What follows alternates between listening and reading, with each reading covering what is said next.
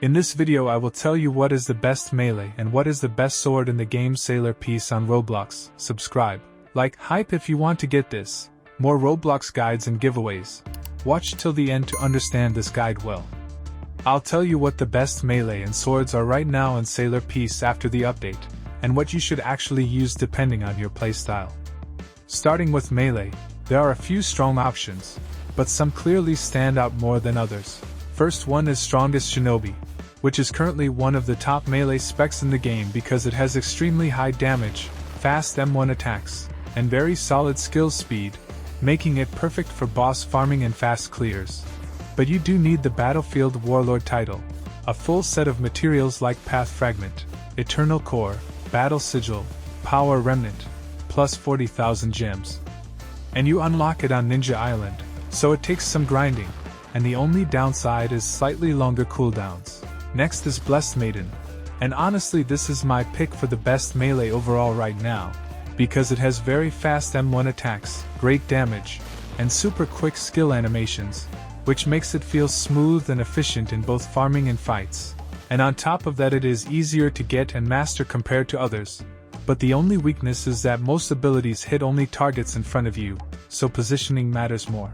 Then you have Aenos, which is also very strong, especially for burst damage, because V and F skills hit extremely hard and the AoE is huge, plus it has good M1 damage and is relatively easy to obtain on Academy Island. But the downside is longer animations and some skills only hit once, so it is not always as consistent as the others.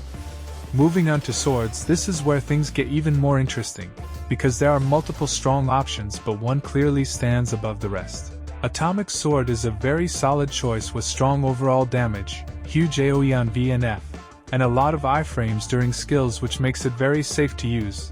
And it is great for bosses. But animations are a bit longer, and it takes effort to obtain on Lawless Island with all the required materials and gems. Subscribe to this channel if you want to join the giveaway.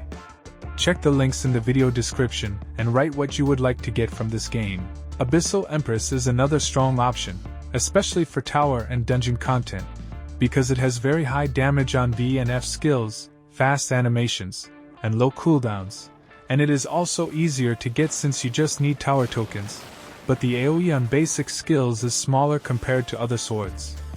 Yamato is also really good with long M1 range, strong AoE, fast skills, and high DPS, making it great for grinding, but most abilities hit only once, so it is more about precision. Shadow Monarch has insane damage and is one of the strongest late-game swords with fast skills and huge burst potential, but it is very hard to obtain and not ideal for AFK farming.